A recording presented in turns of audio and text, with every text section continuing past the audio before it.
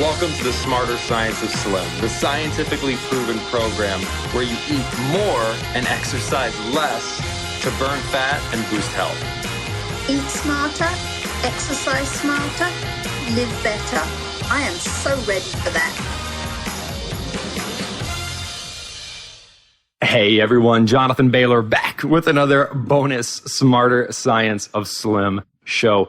Very, very excited about today's show because we have an individual who gives us just an amazing story of and an example of these diabolical calorie myths that we've had stuffed down our throats for the past 50 years. He said, you know what, enough of this.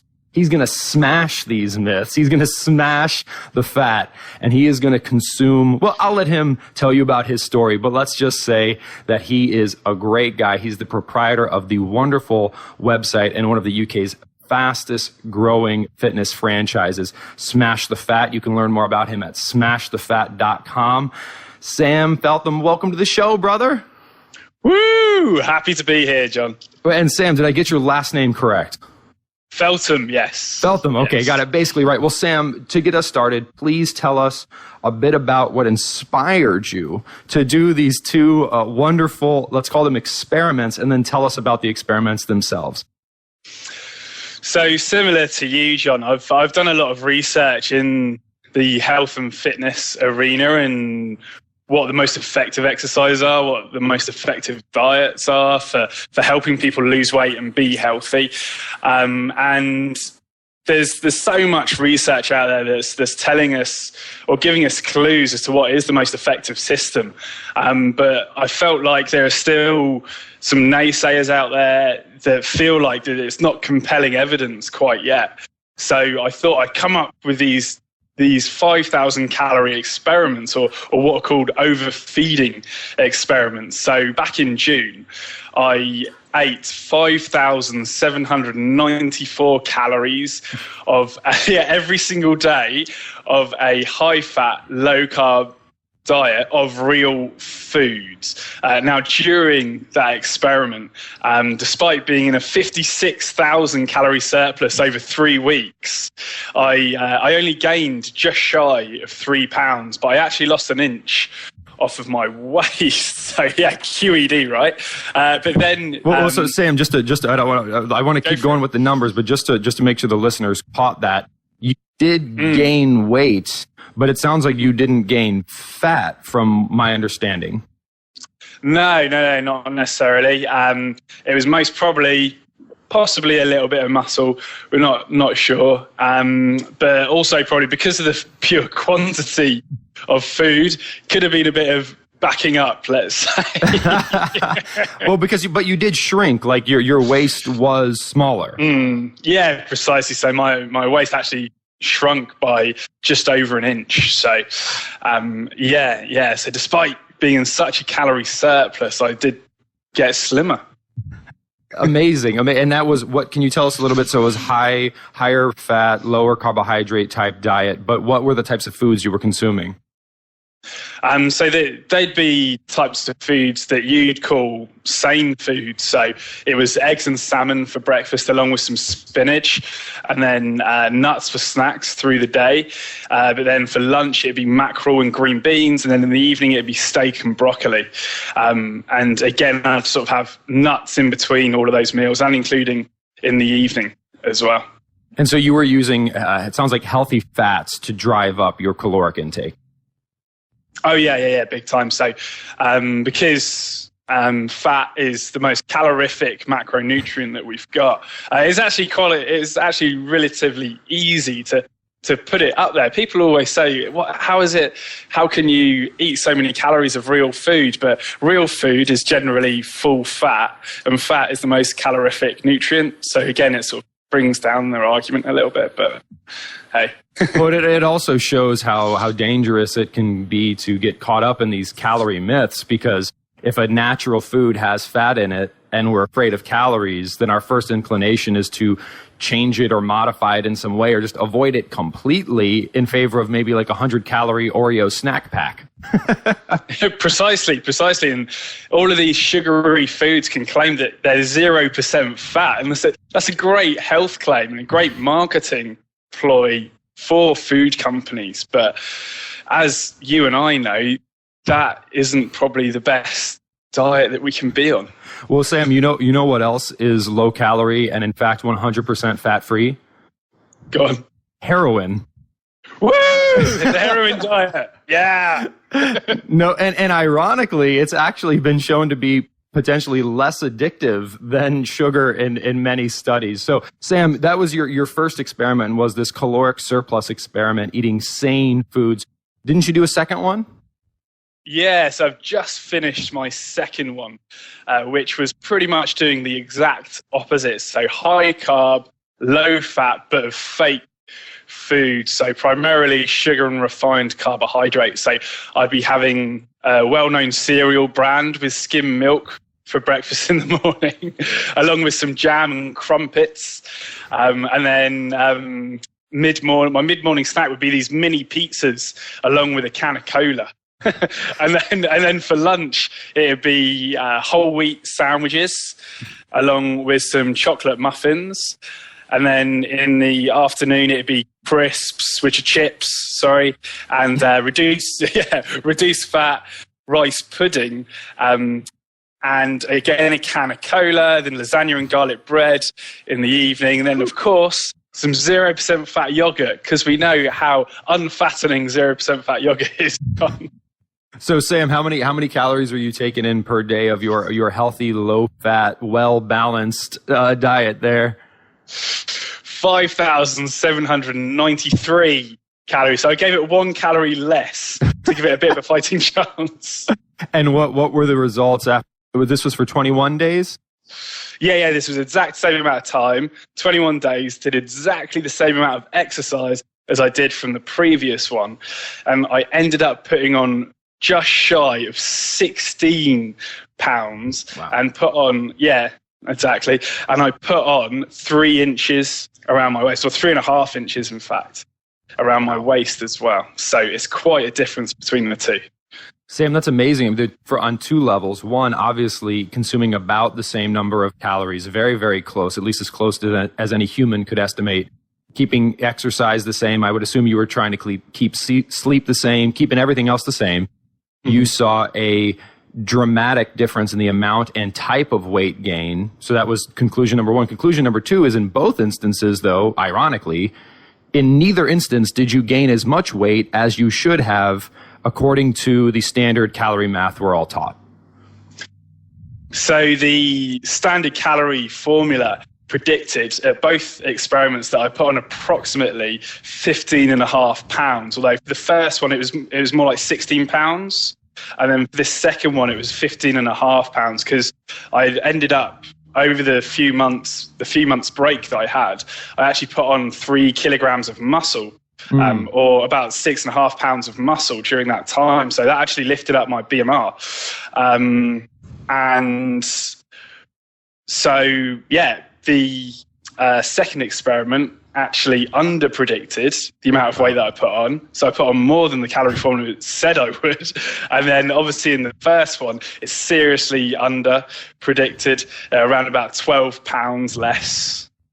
And Sam, what I know you're super active in the internet nutrition community, let's call it. And I know there's obviously folks that are anti-calorie myths like you and I. They want us to focus on food, want us to focus our brains on contributing to the planet rather than doing metabolic math all day. But there are still those flat earth believers out there that think it's just a calorie is a calorie. What were their reactions to your experiment?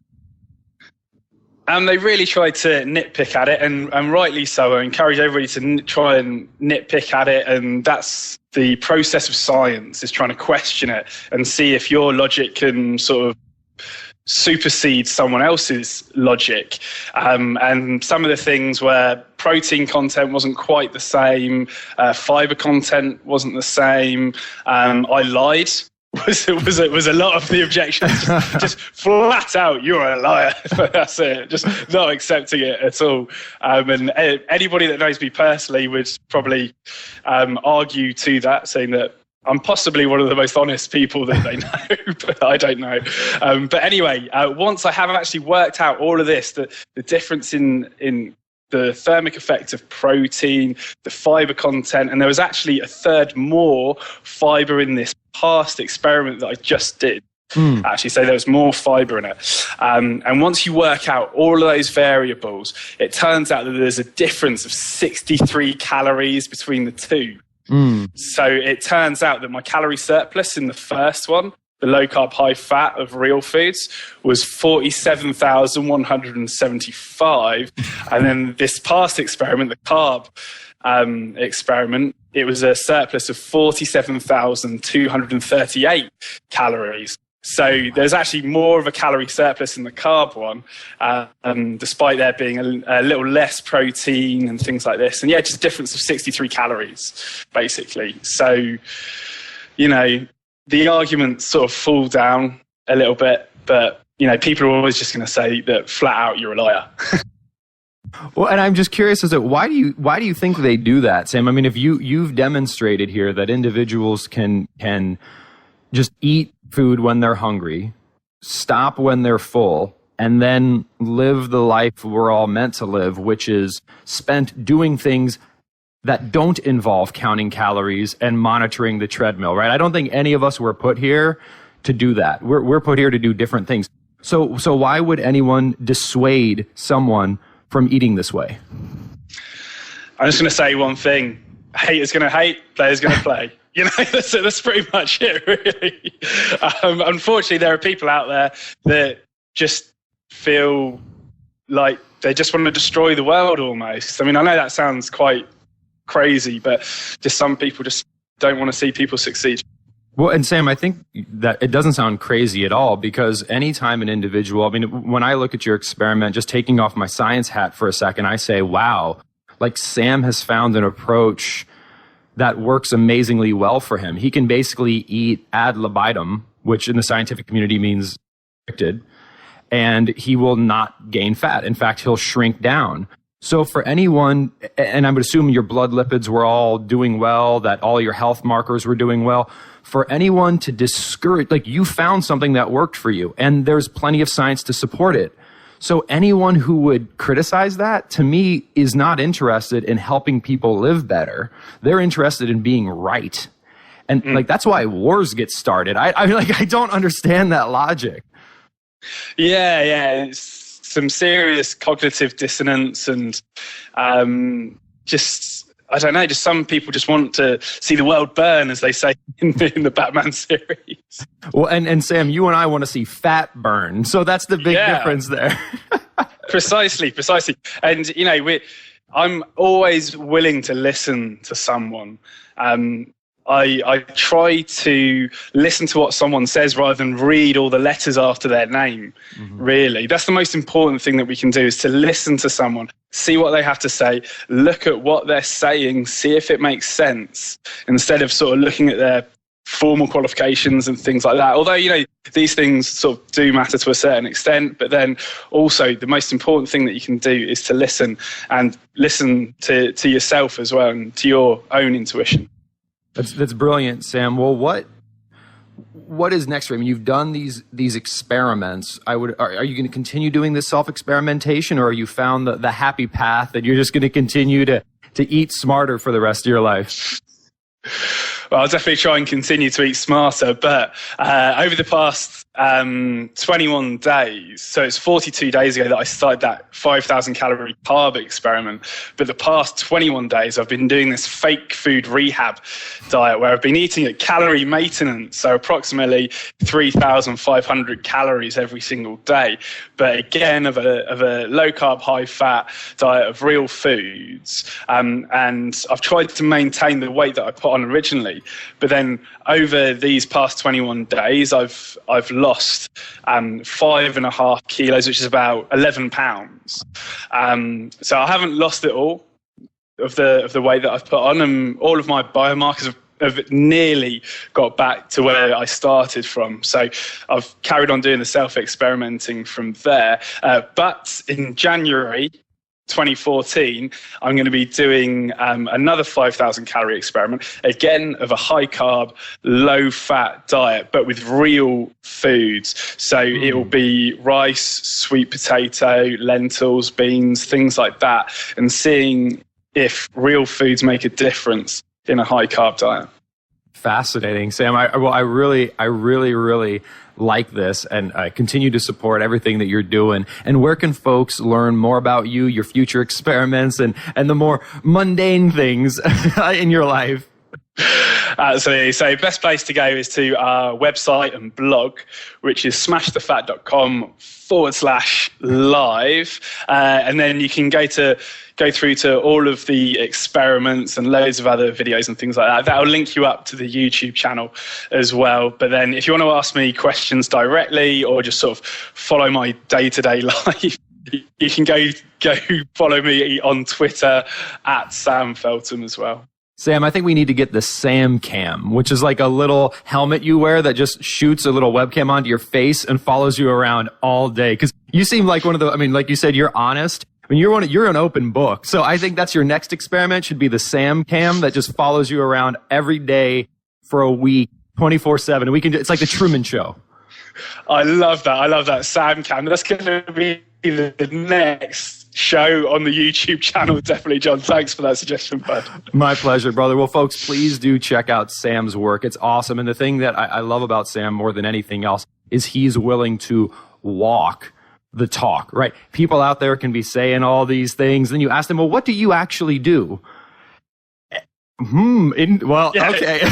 yeah, pretty much, and I truly do try to walk the walk and not just talk the talk. As you say, there are a lot of people that do just talk the talk and they don't really sort of open up their lives to what they're actually doing themselves. And I try and do that as much as I can because, as you say, John, I try to be as honest as I can. I love it. Ladies and gentlemen, I hope you enjoyed this wonderful chat with our brilliant guest today, Sam Feltham. As I have, Sam, thank you so much for joining us today. Thanks a lot, John. And just remember, smash it out. I love it. Listeners, remember, as Sam said, smash it out, eat smarter, exercise smarter, and live better. Chat with you soon. Wait, don't stop listening yet. You can get fabulous free SANE recipes over at carriebrown.com. And don't forget your 100% free eating and exercise quick start program, as well as free, fun, daily tips delivered right into your inbox at bailorgroup.com. That's BAILOR group.com.